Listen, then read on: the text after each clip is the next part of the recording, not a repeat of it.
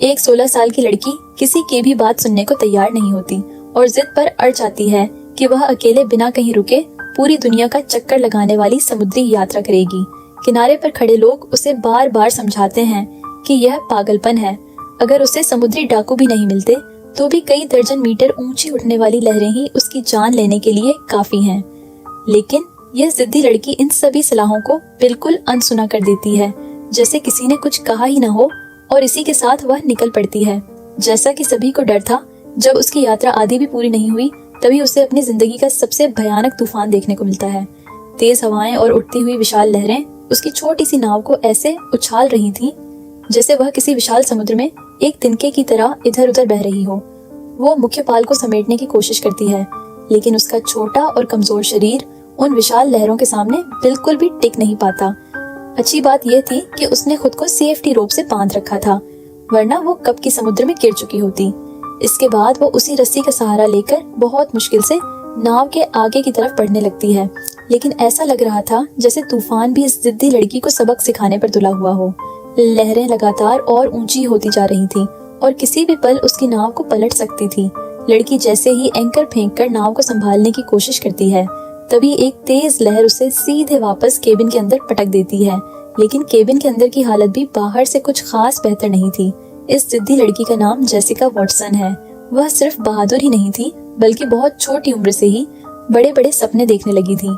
जब वह सिर्फ 6 साल की थी, तभी उसने ऐसी बातें करनी शुरू कर दी थी जो सुनने में बहुत बड़ी लगती थी।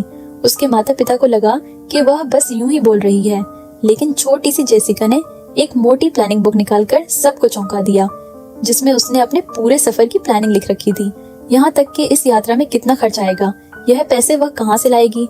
उसने यह तक सोच रखा था कि वो काम करके और स्पॉन्सरशिप लेकर पैसे जुटाएगी। इसके बाद इतनी छोटी उम्र में ही उसने लगातार समुद्र में नाव चलाने की ट्रेनिंग ली और जिद पकड़कर एक अनुभवी नाविक को अपना गुरु बना लिया।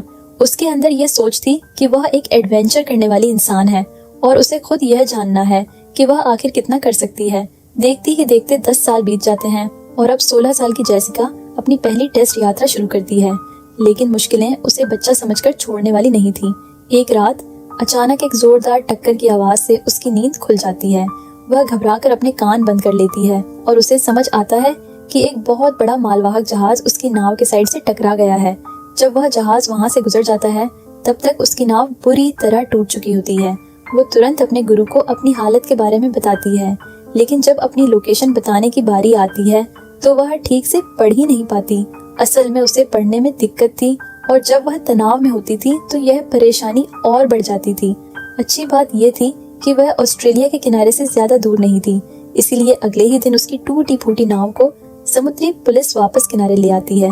वहाँ पहले से ही बहुत सारे पत्रकार और लोग इकट्ठा थे जो उसका मजाक उड़ाने के लिए खड़े थे। प्रेस कॉन्फ्रेंस में पत्रकार सीधे उसके माता पिता पर सवाल उठाने लगते हैं और कहते हैं कि यह बहुत गैर जिम्मेदाराना फैसला है। इसी के साथ साथ स्थानीय सरकार भी यह सोचने लगती है कि बच्चों की सुरक्षा के कानून के तहत जेसिका को दोबारा जाने से रोका जाए। सबसे बुरी बात यह थी कि उसकी नाव बुरी तरह टूट चुकी थी और इस हादसे के बाद उसके स्पॉन्सर्स भी अपने हाथ पीछे खींचने लगे थे। अब उसकी नाव को ठीक कर पाना सबसे बड़ी समस्या बन चुकी थी। इतने सारे झटकों के बाद जेसिका खुद पर शक करने लगती है कि कहीं उसका फैसला गलत तो नहीं था। तभी उसकी माँ आगे आती है और उसे हिम्मत देती है। वह उसे समझाती है कि जब मुश्किल वक्त आता है तो इंसान खुद को बदलता है और मजबूत बनता है, और अगर वह कोशिश जारी रखेगी तो वह किसी भी मुश्किल को पार कर सकती है।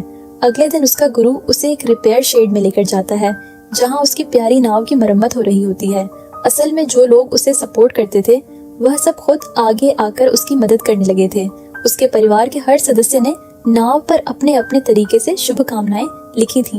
18 अक्टूबर 2009 को जेसिका एक बार फिर सिडनी हार्बर से अपनी यात्रा शुरू करती है, अपने सपनों को पूरा करने के लिए।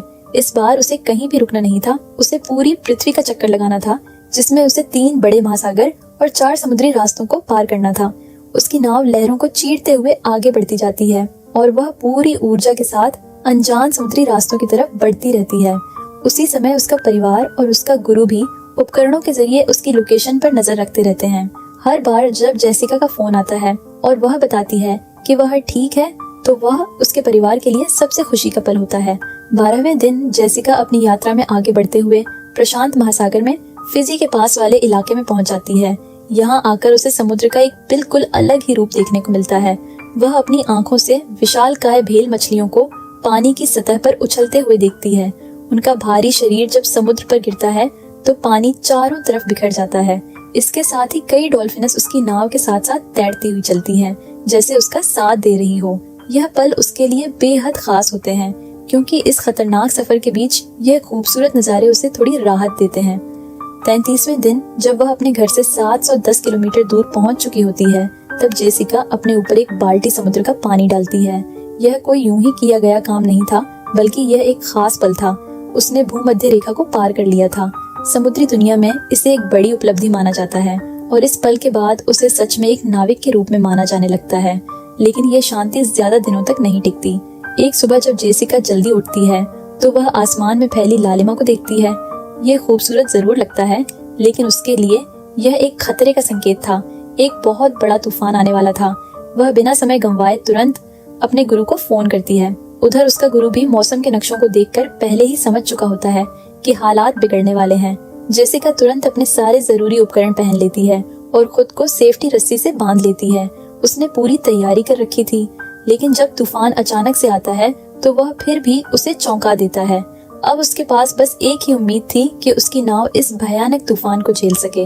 वह अपनी ट्रेनिंग के अनुसार नाव के सारे सिस्टम को संभालने लगती है, लेकिन बार बार सामने से आती लहरें उसे गिरा देती हैं। बड़ी मुश्किल से वह वापस केबिन के अंदर पहुंच करती है और खिड़कियों को बंद कर देती है ताकि पानी अंदर ना आए। लेकिन नाव इतनी जोर से हिल रही होती है कि उसके लिए खड़ा रहना भी मुश्किल हो जाता है।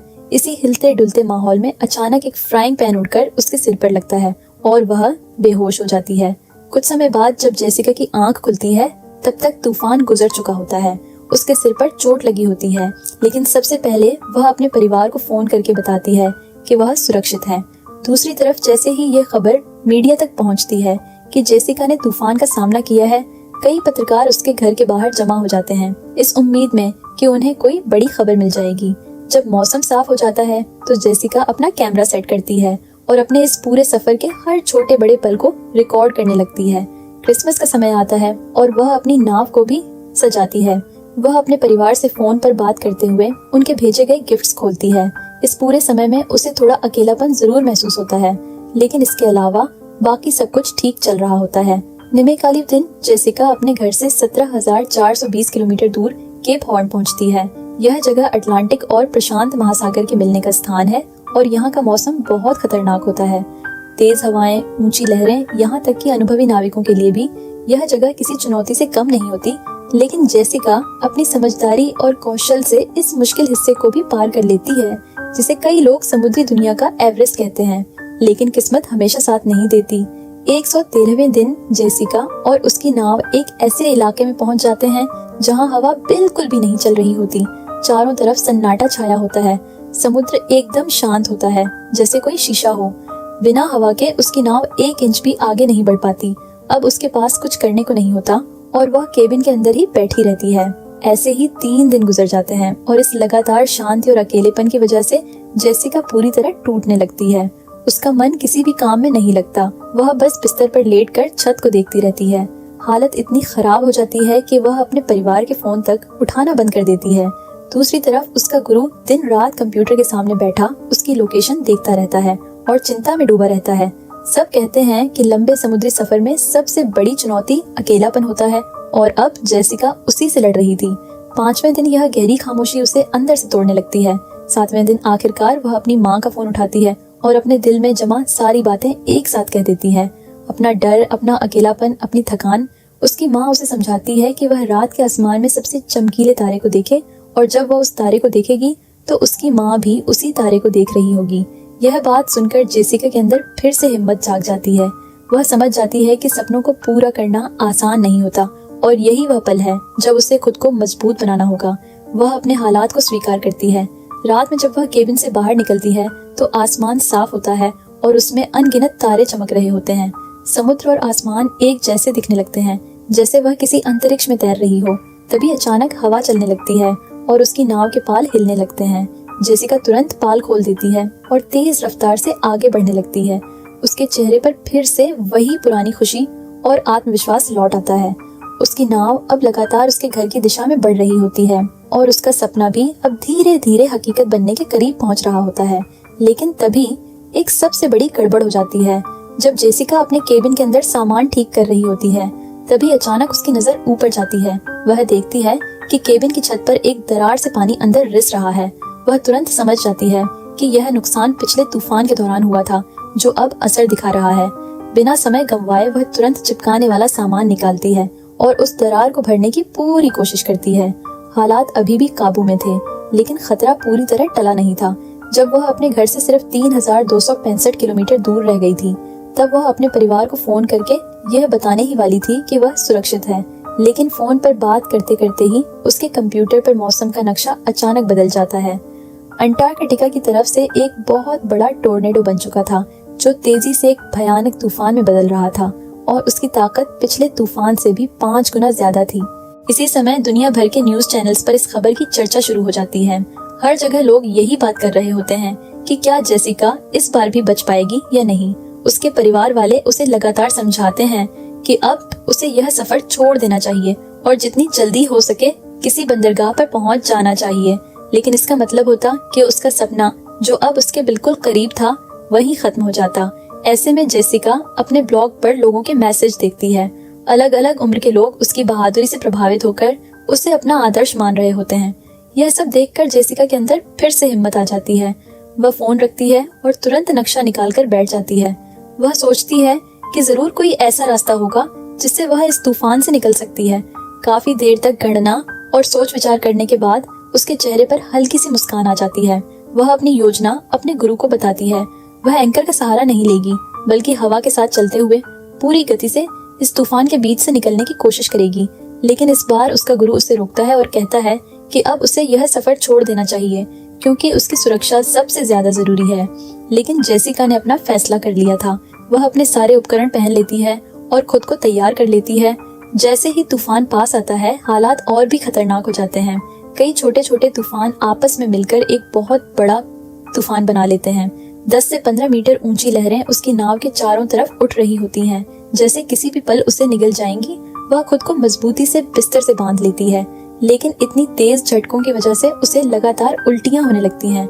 हर बार जब उसकी नाव एक लहर के ऊपर चढ़ती और फिर नीचे गिरती, तो ऐसा लगता जैसे वह किसी खतरनाक रोलर कोस्टर पर बैठी हो।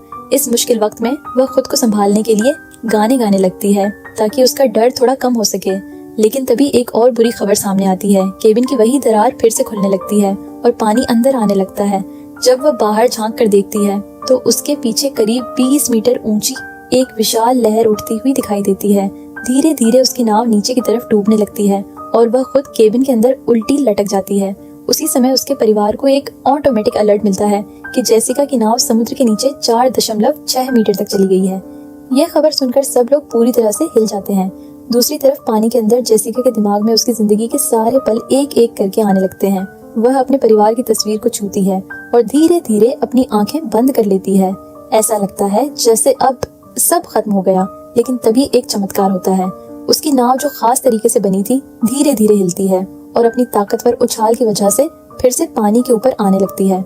घर पर बैठे उसके परिवार वाले यह खबर सुनकर खुशी से रो पड़ते हैं। उसका गुरु भी, जो अब तक बहुत चिंता में था, आखिरकार राहत की सांस लेता है। असल में उसकी नाव का केबिन पूरी तरह से बंद था, जिसकी वजह से अगर पूरी नाव पानी में डूब भी जाए, तब भी उसकी उछाल उसे फिर से ऊपर ला सकती थी। जो पत्रकार पहले से उसके घर के बाहर खड़े थे, उन्हें भी आखिरकार वह खबर मिल जाती है जिसका उन्हें इंतजार था। जेसिका इस भयानक तूफान से बच गई है। उसे कोई गंभीर चोट नहीं आई है और वह अब अपने घर की ओर वापस जा रही है। इस बार वही पत्रकार जो पहले उस पर सवाल उठा रहे थे, अब दिल से उसकी तारीफ करने लगते हैं। समुद्र के बीच खड़ी जेसिका अपनी नाव के आगे जाकर दोनों हाथ ऊपर उठाती है और उस प्रकृति का धन्यवाद करती है जिसने उसे एक और मौका दिया। तूफान के बाद आसमान साफ हो जाता है और वह एक बार फिर अपने पाल खोलती है, अपने सपनों के किनारे की ओर बढ़ने के लिए। 15 मई 2010 का दिन आता है और आखिरकार वो पल भी आ जाता है जिसका जेसिका इतने लंबे समय से इंतजार कर रही थी। जब उसकी नाव आधिकारिक तौर पर तय की गई फिनिश लाइन को पार करती है, तो यह सिर्फ एक सफर का अंत नहीं होता, बल्कि एक इतिहास बन जाता है। 210 दिनों तक लगातार समुद्र में रहने के बाद और कुल चौड़ा 748 किलोमीटर की दूरी तय करके जेसिका और उसकी छोटी सी नाव बिना कहीं रुके पूरी दुनिया का चक्कर लगाने में सफल हो जाते हैं। किनारे पर उसका परिवार पहले से ही खड़ा होता है, उसकी वापसी का इंतजार करते हुए। जैसे ही उसकी नाव पास आती है, वहाँ मौजूद हर शख्स की आंखों में खुशी साफ दिखाई देती है। सिर्फ उसका परिवार ही नहीं, बल्कि करीब 80,000 से ज्यादा लोग समुद्र किनारे इकट्ठा हो चुके होते हैं, सिर्फ इस 16 साल की लड़की को देखने के लिए, जिसने नामुमकिन को मुमकिन कर दिखाया। उस दिन बंदरगाह पर मौजूद कई जहाज भी अपने आप समुद्र में निकल पड़ते हैं, जैसे उसका स्वागत करने के लिए एक जुलूस बन गया हो। हर नाविक, हर इंसान उसकी इस उपलब्धि के लिए उसे सलाम करता है, तालियां बजाता है और उसका हौसला बढ़ाता है। दुनिया भर में उसके फैंस भी उसकी इस जीत का जश्न मना रहे होते हैं।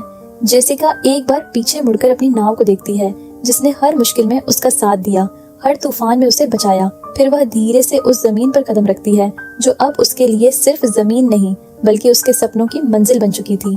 इस एक पल के लिए एक छोटी सी 6 साल की बच्ची ने पूरे 10 साल तक मेहनत और तैयारी की थी। बाद में ऑस्ट्रेलिया के प्रधानमंत्री भी उससे मिलते हैं और उसे देश का हीरो बताते हैं। यह पूरी कहानी एक सच्ची घटना पर आधारित है।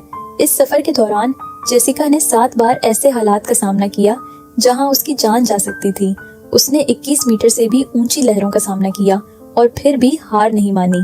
आखिरकार वह सुरक्षित वापस लौट आई। जनवरी 2011 में जेसिका को young Australian of the year के लिए नामांकित किया जाता है। पढ़ने में दिक्कत होने के बावजूद उसने 2 किताबें भी लिखी जो काफी लोकप्रिय हुईं। उसकी कहानी ने दुनिया भर के हजारों लाखों युवाओं को प्रेरित किया। यहाँ एक बात खास तौर पर समझने वाली है, हमें जेसिका के माता पिता के लिए भी तालियां बजानी चाहिए।